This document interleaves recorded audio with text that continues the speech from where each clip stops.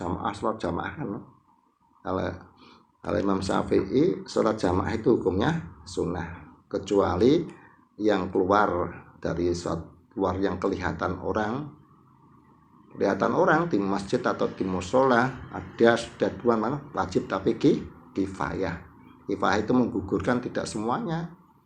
Nah, menggugurkan apa ya, jamaah itu 2 orang, ada imam dan makmum, berarti sudah menggugurkan semua yang di dalam kampung itu tidak dosa asal sudah ada yang sholat 2 orang. Itu akah WHP. Itu namanya sunnah. Maka kita ridho maring Kanjeng Nabi. Maksudnya apa ridho ingsun digustani Gusti kita Kanjeng Nabi Muhammad sallallahu alaihi wasallam. Berarti kita lega atau bombong atine bahwa Kanjeng Nabi sebagai panutan, maka akan menerima apa-apa aturan atau hukum-hukum dari Rasul sallallahu alaihi wasallam. Terus ridho ingsun diagamani agama Islam, agama kang luwih jejeg bener. Ridho jangan ridho karo Islam ya harus menerima apa hukum-hukum Islam diterima. Ini yang harus kita hati-hati. Kita sebetulnya kan kita ngomong tegas tidak masalah, karena untuk sebuah akidah penting sekali. Tapi kadang-kadang orang sekarang jadi kadang-kadang orang yang ngomong tegas kadang diklaim dengan radikal atau lagi dan sebagainya. Padahal kita kalau ridho dengan Islam, upamanya Indonesia jadi negara Islam, kita harus tidak boleh menolak. Nah, hukum Islam berarti hukum Islam harus senang, bombong loh. Cuma kan kejadian sakarepe tapi hati kita harus menerima, jangan sampai menolak hukum-hukum Islam. Nanti bahaya dalam akidah, bisa rusak di dalam akidahnya, bisa murtad karena tidak cinta kepada hukum Islam. Padahal agama sing diridhoi Allah hanya agama Islam. Walaupun tetap kita hidup di negara yang istilah Pancasila, tapi tetap kalau upamanya kok negara kita jadi negara Islam, ya setuju tersing, namun bukan tidak setuju. Apa saja setuju Pak, hukum Islam. Atau dilong Islam dipotong tangane, disabet, urusannya mbuh-mbuh tok. Ya malah bagus, tegas wajib. Mungkin sing ra seneng karena tidak begitu cinta dengan Islam. Kalau kita harus ridho dengan Islam, bombong dengan Islam, aturan Islam harus bombong.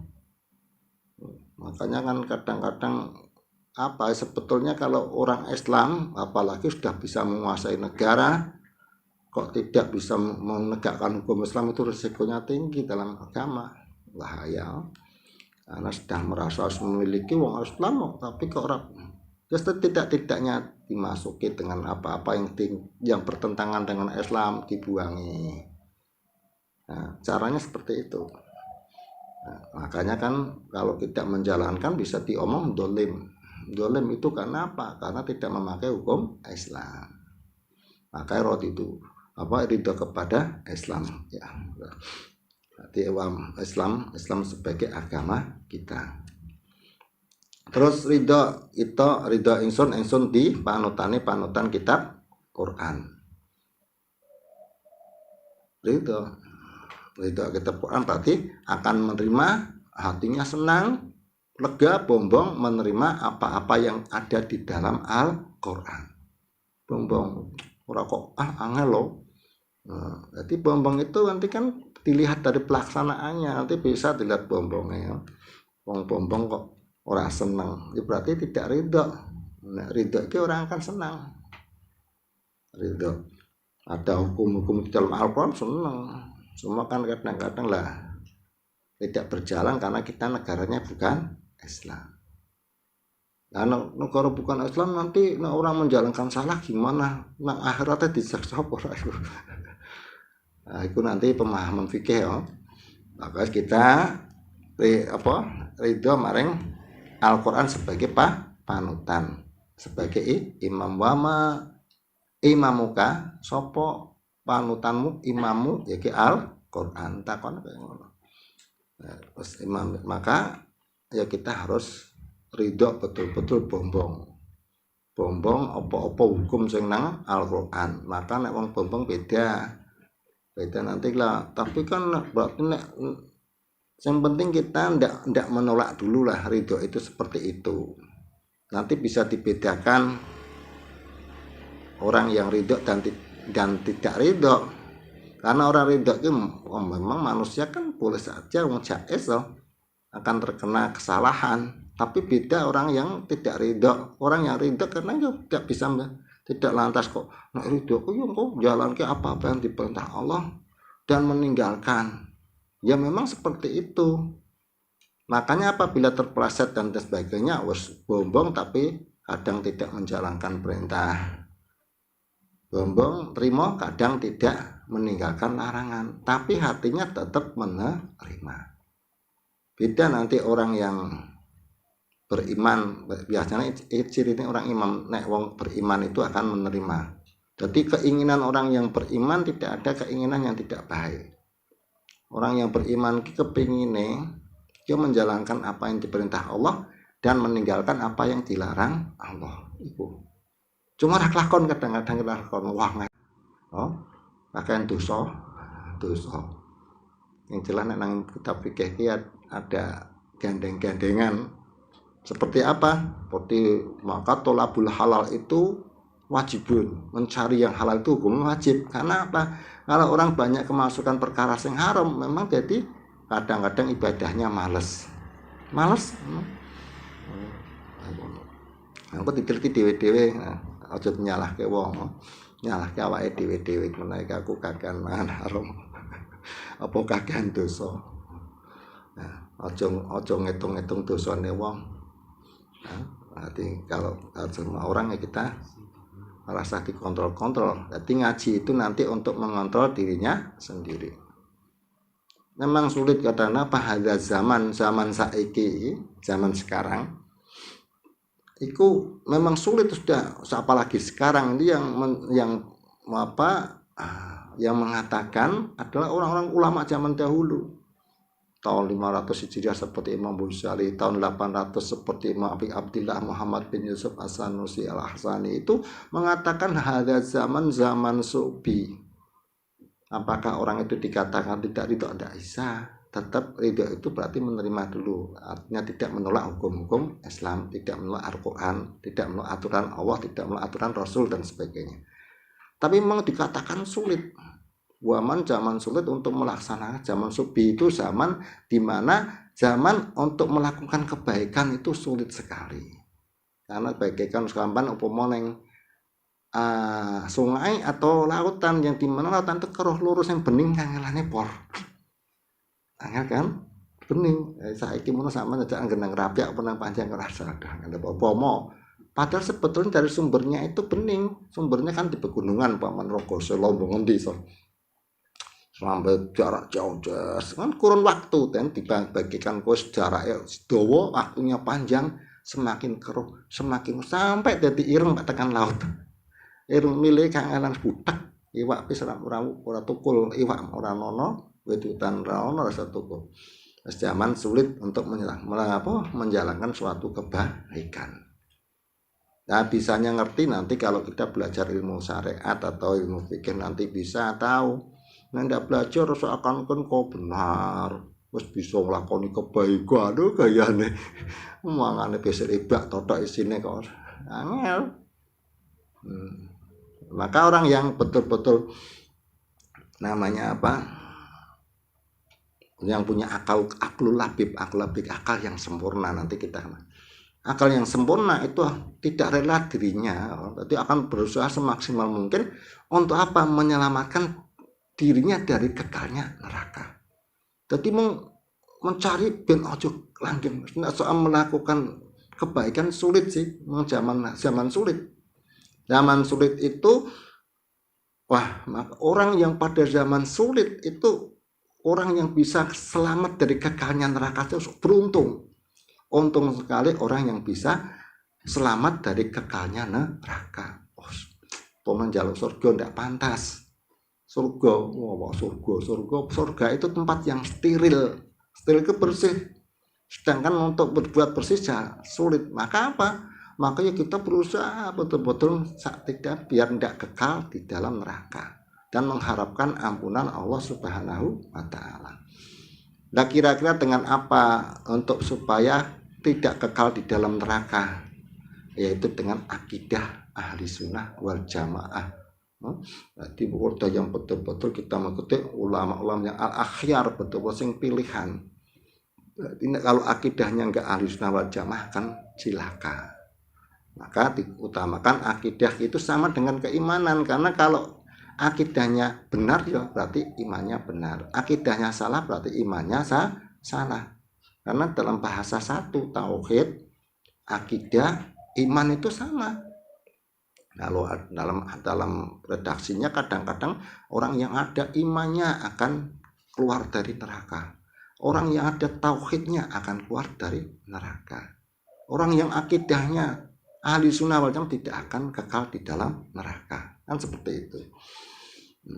Intinya maka usaha benar dengan belajar ilmu tauhid ikut. Tapi bukannya kita meringankan yang lain, enggak. Cuma kalau kita mau meneliti memang sangat sulit sekali. Nah, tapi untuk walaupun menjalankan sesuatu yang salah, tapi hatinya ki merasa bahwa bersalah, tidak lantas menjalankan kesalahan dengan kebahagiaan itu enggak. Jadi nanti orang cirinya orang yang beriman itu memang pakaiannya adalah roja dan khauf. Roja itu mengharapkan rahmatnya Allah, khauf itu takut kepada Allah. Nanti seperti itu akan muncul dengan iman, akan muncul seperti itu. Makanya walaupun itu dalam keadaan yang salah tapi merasa dirinya bersalah. Kadang-kadang nek maksiat donge berapa gelem donge, tapi kan merasa gelo. Itu merasa tidak seperti orang maksiat tapi merasa bangga. Aku nembe ngentek ke sakrat opone ke banggane nemen kan upamane. Aku tuku nomor entuk titis lah. Apa kan gak bangga namanya, tapi nek orang iman dah seperti itu. Itu ciri-ciri toh. Nanti akan timbulnya seperti itu. Tapi memang zamannya sudah sulit, ya kita seperti orang yang diibaratkan di dunia itu atau makanan, hanya ada makanan seperti cabai, lombok. Mangananku sini lombok tok. Jadi lombok atau cabai di tempat cara Kiai Said ndikane ana lombok tok cabai di tempat cepon ki tempat to. Iku orang liyane ya dipangan tetep, tapi sambil sampai tobat lah, sampai tobat bener kok tobat. Iku maksudnya kayak ngono gambarane, walaupun dipangan tapi tobat mangan lombok. Jadi nanti sama-sama tidak halal, tapi berbeda siapa yang makan. Jadi kadang orang ada yang makan haram itu, ada yang dengan tertawa dan ada yang dengan menangis. Karena memang zamannya tahu zaman sulit sekali mencari yang halal kan, tapi tidak dengan lantas dengan tertawa atau bahagia. Jadi sambil makan sambil menangis. Itu. Dan satunya sambil makan sambil tertawa, berbedanya seperti itu. Yang dimakan sama betul. Nanti kita tergolong yang mana gitu, jadi sendiri-sendiri. Awake dhewe tergolong dia apa sing sambil mangan atau tertawa atau malah dimangan sing kakean apa banyakan makan. Tadi yang ada yang makannya dengan tertawa dan ada makan dengan menangis. Itu tok perbedaannya. Karena memang sudah jadi nas zaman akhir itu, ya orang itu sulit untuk menjalankan sing hak. Sulit, memang sulit sekali. Apalagi mencari sing halal juga sulit. Tapi jangan untuk main-main. Kata orang main-main berarti mencari sing halal, mencari haram pi angel lagi, tidak boleh seperti itu. Soalnya seperti itu kadang haram pi angel apa halal. Itu yang pelecehan terhadap hukum tidak boleh. Walaupun memang kita sulit sih, karena memang zaman sudah keruh. Sampai dikatakan zaman akhir itu tidak orang yang tidak bisa terhindar dari debu-debunya riba. Itu sudah terbukti sulit toh. Walaupun tidak pelaku langsung pamane dengan apa yang mengandung riba, tapi kadang-kadang tidak bisa menghindari makan riba. Jadi kena debu-debunya. Jadi tidak bisa menghindari dari debu-debunya riba.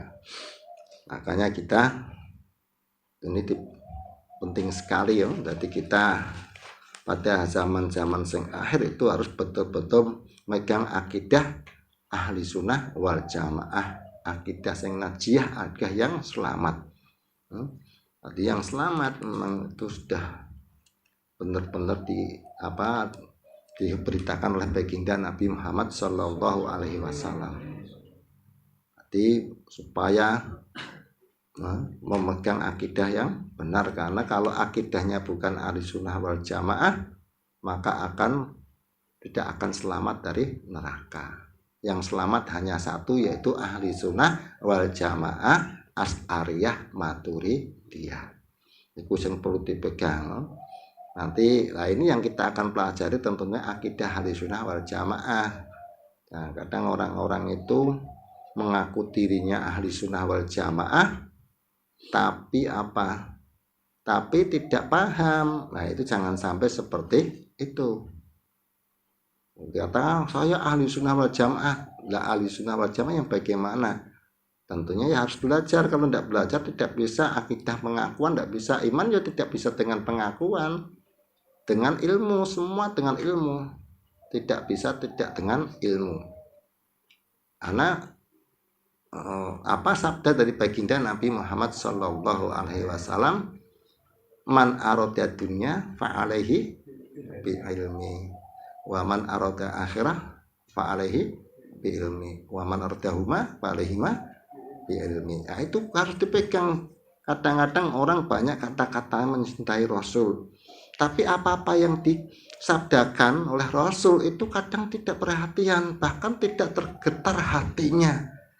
Mesti ya Allah ini Allah berita aku tergolong yang mana? Cara Kanjeng Nabi nek ora ahli sunnah kok kuluhum finar illa wahidatan, mesti kan berpikir aku ya Allah, mesti kan seperti itu. Ya, seperti jadi semua dengan ilmu. Jangan sampai orang kan kalau mengatakan yang penting yakin baik, itu berarti orang sudah melawan Rasul. Padahal keyakinan, iman atau mengenal Tuhan itu dengan ilmu. Mau bahagia, berhasil, menghendaki dunia dengan ilmu, menghendaki kebahagiaan di akhirat dengan ilmu. Ujuk-ujuk kok ngomong ke rasa kopi model-model, yang penting yakin baik. Itu berarti orang menentang Rasul, nentang. Karo Rasul serangan del. Kan Rasul sudah tidak perhatian dengan perkataan Rasul, apalagi diomongin wong. Diomongin Rasul wis ora ngandel lah. Nah, kan tengah ilmu diutamakan. Nanti juga ada banyak bahwa kita utamakan ilmu, karena tanpa ilmu tetap tidak akan benar. Walaupun nanti ada yang mengatakan, tapi kita wis enggak usah jelek-jelekan, tapi kita pegang yang kita kuati yang benar.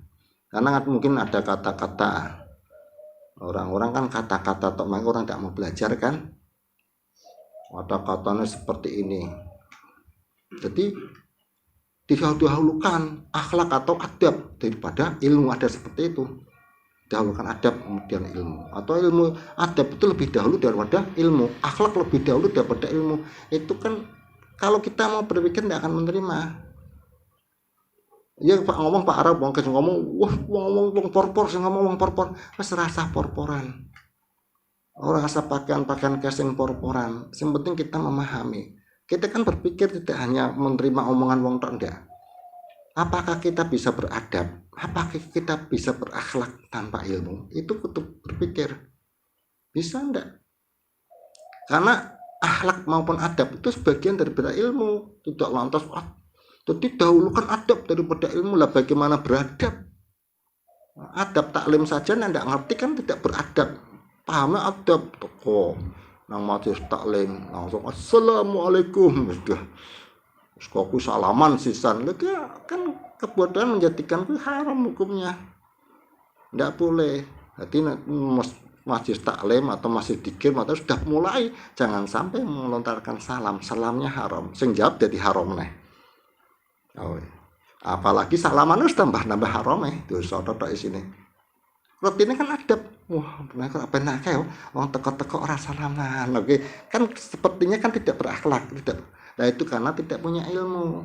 Jadi semua di awal pertama tetap ilmu. Dahulukan ilmu daripada selainnya. Wa kuluman biqori ilmin ya amalan amaluhu mardudatun latuk lalu dicekel subat. Jadi nak ngomong ya jadi salah kau jadi benci pokoknya kita tidak megang seperti itu. Jadi kalau wong ngomong kok didahulukan adab itu tidak benar. Tetap didahulukan ilmu, kemudian adab itu bagian dari biata ilmu. Ilmu itu lebih luas daripada adab. Jadi adab akhlak itu yo dengan ilmu, tidak akan bisa. Bagaimana caranya? Harus dengan ilmu. Kalau tidak dengan ilmu ya akan salah. Makanya dahulukan ilmu. Iklam ketahuilah. Nah, ilmu paling didahulukan tetap ilmu pondasi atau ilmu akidah. Wa taqdimu hadal ilmi fardun, mendahulukan ilmu akidah adalah wajib.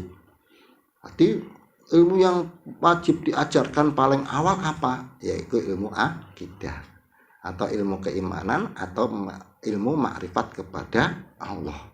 Nah, insya Allah akan dilanjutkan untuk minggu depan. Awalu wajibin alal insani ma'rifatul ilahi istiqoni wallahu a'lam bissawab.